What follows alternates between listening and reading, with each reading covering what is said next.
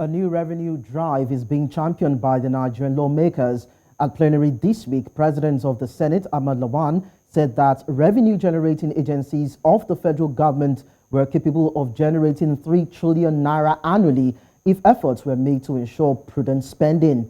Lawan made this known in Abuja when he declared open an interactive session on the need to improve internally generated revenue of the federal government and revenue projections of the agencies as stipulated in the Appropriation Act 2022. The meeting was between the Senate leadership, members of the Senate Committee on Finance, and revenue-generating agencies of government. Lawan said the purpose of the meeting was to explore means of increasing government revenues.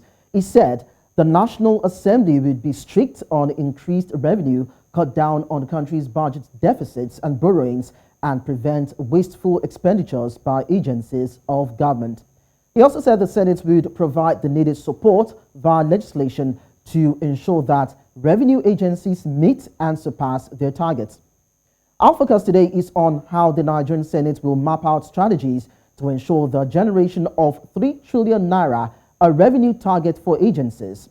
This is Business Edge. I am Lekan Onabanjo, standing in for Tolulope Adelere Balogun. You're welcome.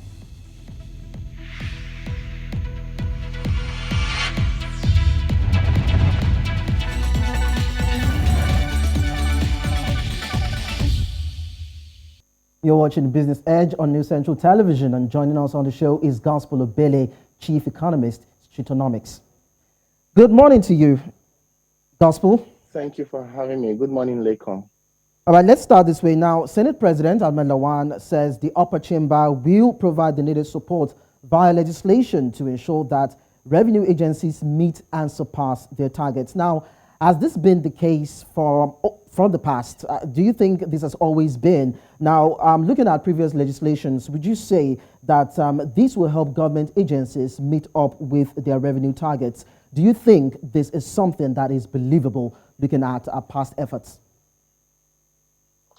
Well, I think it has always been. A lot of things are just coming out clear into the news right now, but it has always been, and that's because from having worked with a lot of policy institutions and economic agents, we'll see situations where MDAs are, through their efforts, actions, and inactions, they are much more about the revenues they're getting from economic agents than, the support they're providing, in enabling ease of doing business or whatever the case may be. All right. So we've seen that severally, both at the state level and at the national level. What we're currently experiencing is just a formal conversation and maybe an open approval. All right. An open statement around, okay, the 3 million naira is your target this year and all of that. But we've seen those conversations happen again and again. All right. When you go to a state or a federal ministry for something as an SME, or that you should sort of get the support you need. The first conversation, this is how much you pay, this is what is required, all right, and all that. So it's first, the attitude of MDAs are more revenue facing than support facing.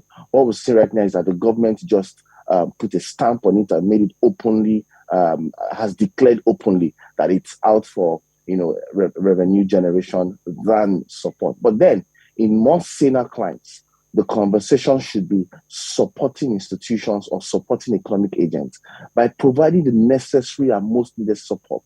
When these economic agents strike, you will naturally, all right, especially when you have good transparency and accountability and you're working as a government, you're cutting down waste, you will naturally pull revenues from people you provided support. But it seems that we're always wanting to put the last things first and the first things last.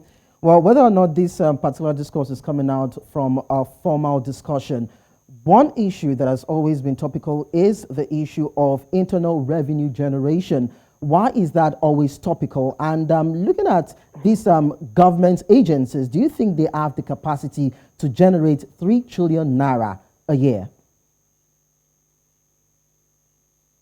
Yeah, it's always a topic because Nigeria has a deep revenue crisis, all right, and it's quite worrisome, which means that technically we are not generating enough revenue internally, all right. And we can liken that to a few things. Number one, you currently have a lot of leakages in the system.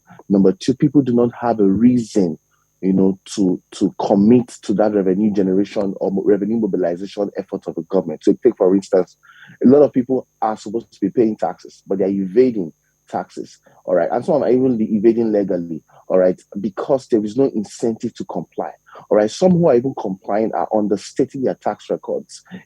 Some persons are over bloating prices so that they can understate records and over invoicing and all that. So you have those tricks and all that happening because people do not necessarily believe in the government of the day, all right, to also play its part in terms of accountability, transparency, and using tax monies properly, all right? You've seen government use and all that. So you have the revenue generation issue, but at the bane of it are structural issues around leakages and incentives to comply. All right, now you've pushed that out of the table to now put more pressure on MDAs to get more revenue in. And what's going to happen is a lot of these MDAs do not have the capacity, in the sense, both capacity to inspire tax compliance and capacity to generate revenue. So what's going to happen is that they would also increase the fees, license, and all have you, all right? All the revenue streams that they currently have, they'll probably widen up those streams or increase those bases and then seek to put more pressure on economic agents to generate revenue first than to support.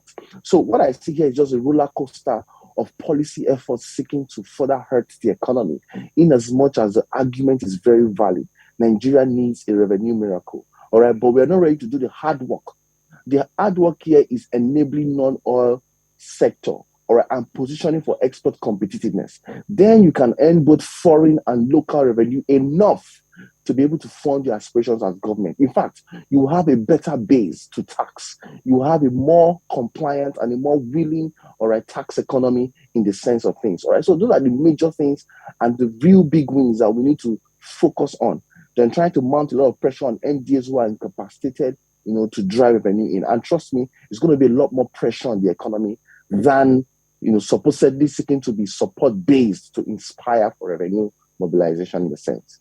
Well, we're still going to talk more about what we need to focus on and what we need to jettison. But you mentioned Nigeria being in financial crisis. Now, does the upper chamber itself have the character to cut down costs of government and ensure prudent spending? Because the accusation has always been about the National Assembly gulping about 60% of Nigeria's expenditure every year. Well, I don't think there is a will. I think it's a game of political correctness more than a game of political will. What we've seen over the years has been the government seeking to be politically correct, all right, in the scheme of things, and then pushing down the responsibility or the pressure, all right, for its inaction as a fiscal institution on the monetary institution or on the economic agent, which is very wrong and which comes back to hurt the economy in many ways. All right, so I don't think there's a political will to change the current game of things, but that political will has to happen. Government has to cut down waste, not just cut down waste, also has to close the leakages in the economy, all right, that has happened as a result of government waste, all right, and inaction or lack of will over the years. That lack of will has created leakages in a sense. So waste plus leakages must be closed, and that will thrive on the basis of political will, all right, strong enough over a long-term period, before you can begin to see the right results. Anything short of that will be government retaining a wasteful economy, all right, incentivizing a wasteful economy and pushing revenue, mounting revenue pressure on NDAs and the economic agents whom they should be seeking to help in the first place, or supporting enough to co-create value. Now, you talked about undue pressure on the MDAs. Well, the target is 3 trillion naira. Who do you think would be at the brunt? Is it the MDAs, or is it the corporate entities that will be milked, or even the individuals who are just trying to make ends meet with their petty businesses? All right. I mean, when you think of an economy, you think of three major institutions, all right? Or when you think about the circular flow of income, you think of individuals, you think of firms, and you think of the government, all right? So the monies move around these three major block of institutions. The MDA still represents the government in this case. And in my own opinion, I think all three parties were pressured, but they were pressured on different fronts. The MDA has a revenue crisis. The upper government has a revenue crisis. And instead of dealing with a major problem around waste and leakages now, all right, or responsible governance, that pressure has been pushed down to the MDAs. All right, now the MDAs will have no option. Instead of them to be supporting, the pressure will be pushed down to the economic agents and individuals, right? So once the pressures are pushed down to the economic agents and individuals, it becomes a cost issue. It means that if the cost of doing business has risen because of the cost of gaining licenses, the cost of contracts, the cost of land use charge and all those things, which will be the points for MDA revenue mobilization. If those cost centers begin to increase rather, the cost to be transferred per unit of a commodity, which would be that cost impact or the cost pressure on the average Nigerian. All right. So the truth is that it's going to be a shared pain, but everybody will get to feel their own different nature of the pain, as it were. The MDS will be going through a lot of pressure to raise money by all means. All right. So it's just a very, very hurting and unforgiving system built on extractive institutions. And I don't think it makes sense for the future of the country going forward in terms of public finance also. Well, Gospel, invariably, what you're saying is we should be expecting a VAT increase probably from 5.7, from 5% to 5% to 7.5% or something higher above that. Do you think there's a possibility that there might just be a VAT increase? We have 5% to 7.5%. Now, do you think there could be an increase from 7.5% to something higher than that? I mean, it's currently at 7.5% for most organizations. In fact, immediately it hit 7.5%. Even as low as my domain name hosting, I could see the reflection in prices. As low as the internet provider I use monthly, I could see the reflection, the upgrade in prices, in subscription plans and all these things.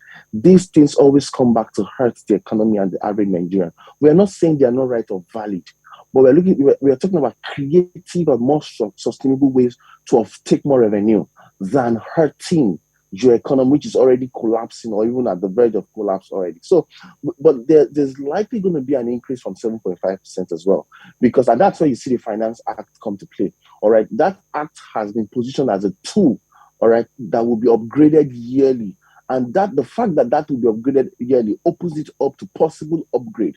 So right now we'll see a case where it might likely go as high as 10% in terms of VAT now. All right, companies may be required to pay 10% as VAT. And that will still bring me back to the conversation, which is we are seeking to increase the tax rate, which should not be the case in the real sense. In as much as Nigeria is not paying as much as many other countries, a lot of countries do 10% and above. Yeah, the tax consultants may argue that we should be doing up to 10%. That's a valid argument. But what I'm trying to say is we should push more efforts around enabling the tax base than increasing the tax rate. So you drive a volume conversation, which would definitely lead you to a value conversation. Close your leakages and all that. And we are still very much good to go. Don't forget, we're almost 230 million economy of economic agents and all that. So if you can enable the tax base by increasing or improving the business environment, all right, you position them in such a way that they can pay more taxes at 7.5%, and you kind of take more revenue than trying to increase at 10% for the very few who are trying to comply. Gospel, you get to stay with us for a while, all right? I'll be back to you. Well, the Senate President, Ahmad Lawan, revealed that this time around, the National Assembly would be strict on increasing revenue, would be strict on cutting down the country's budget deficits and borrowings, and prevent wasteful expenditures by agencies of government. Well, of course, Gospel has also talked about the need to widen the tax base. Well, what sort of legislation do you think would help the National Assembly achieve this? We'll run on a break. When we return, we get to look at this and many more other factors as regards the topic that we are discussing today. It's Business Edge. Stay with us. We'll be right back.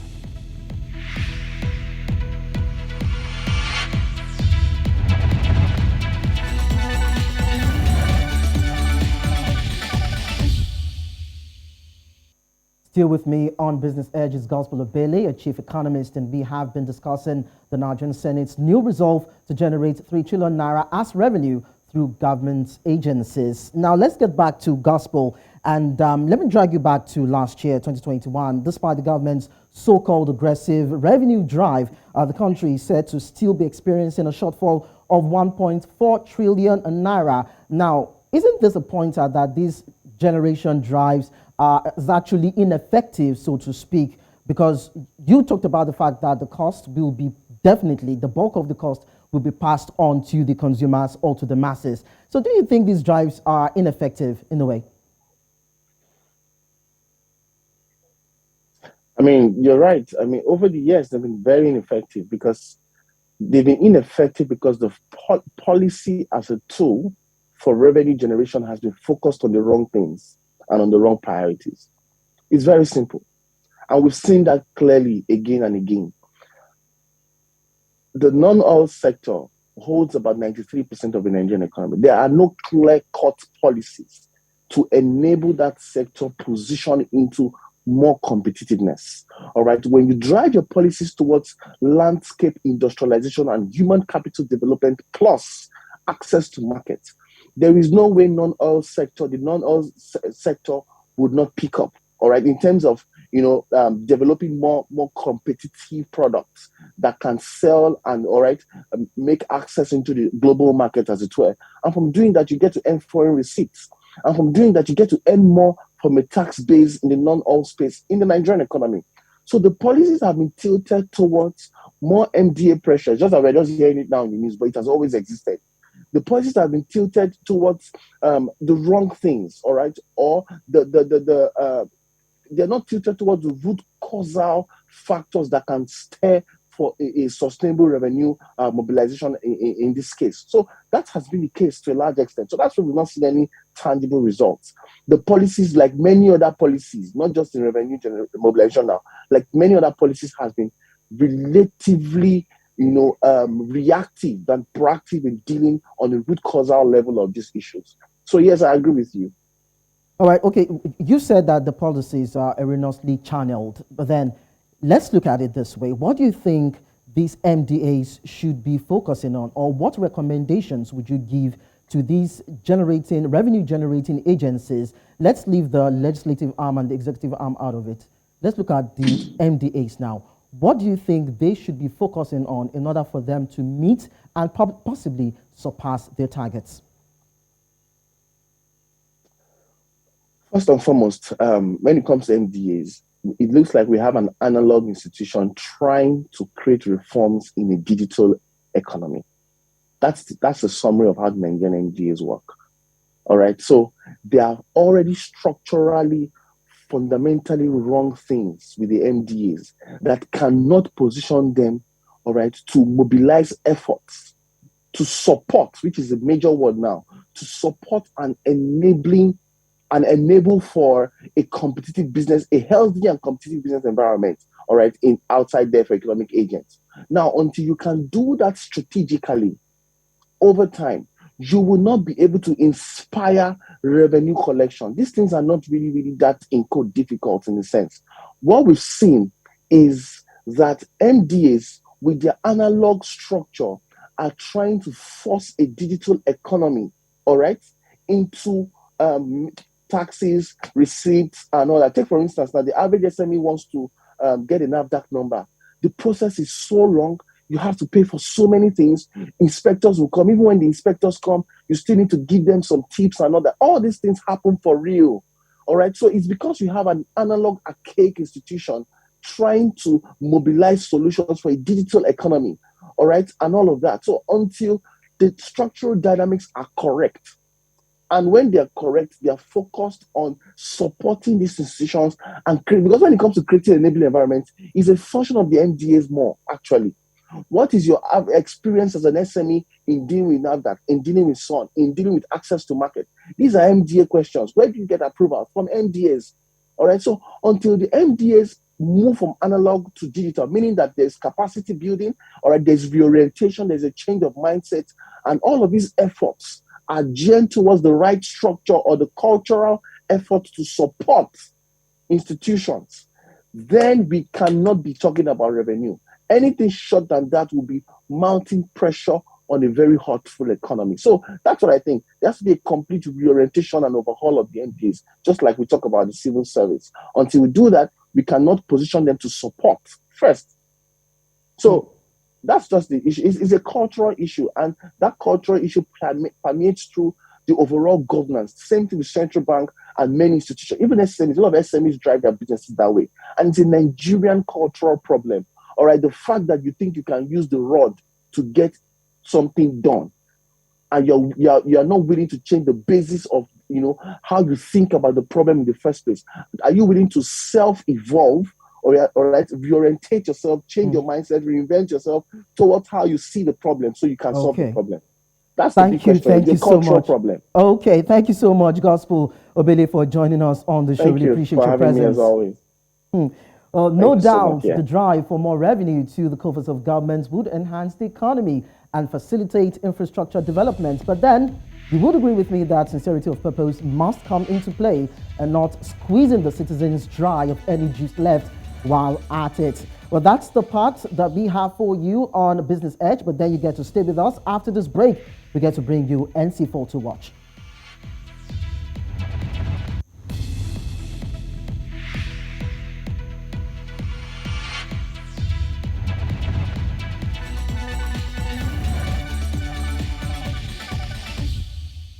On NC4 to watch, let's tell you that gold has extended gains as the US dollar weakened after Federal Reserve officials plagued down prospects of aggressive rate hikes being imminent. European stocks and US futures rose on Tuesday, while the dollar ticked lower amid the positive risk sentiment. Gold managed to regain the psychologically important rate of $1,800 an ounce, a level it held for more of last year. Some new breakdowns have been recorded on South Africa's national grid as Eskom on Wednesday morning announced that Stage 2 load shedding will be implemented from 1100 hours on Wednesday until 500 hours on Monday. On Tuesday, Eskom had called on the public to use electricity sparingly as it was experiencing the failure of several generating units at various power stations since the weekend. Let's also tell you that Zimbabwean government employees have appealed to their employer to negotiate new salaries in US dollars, citing loss of earnings and exchange rate distortions when paid in the local currency. Officially, the local currency is trading at 115 Zimbabwean dollars 40 cents against the US dollar, but readily exchanges for 230 Zimbabwean dollars on the streets of Harare. The annual inflation rate was 60.61% in January. And finally, petrol and diesel-powered buses have been locked out of the lucrative bus rapid transport that will be launched on Thika and Mombasa roads from June this year as part of government efforts to reduce greenhouse gas emissions, a senior official said on Tuesday. Only electric and some hybrid vehicles, which use a mixture of electric and fossil fuel, and those that use biofuels like hydrogen and biogas, will be deployed on the dedicated lane for large capacity buses to ease traffic congestion. And that's it on Business Edge for today. Do not forget that you can join us on @News Central. That's our social media handle @News Central TV. You can also download our mobile app on App Store and Play Store and also be part of the conversation via our website www.newscentral.africa. Until next time, I am Lekan Onabanjo. Enjoy the rest of your day.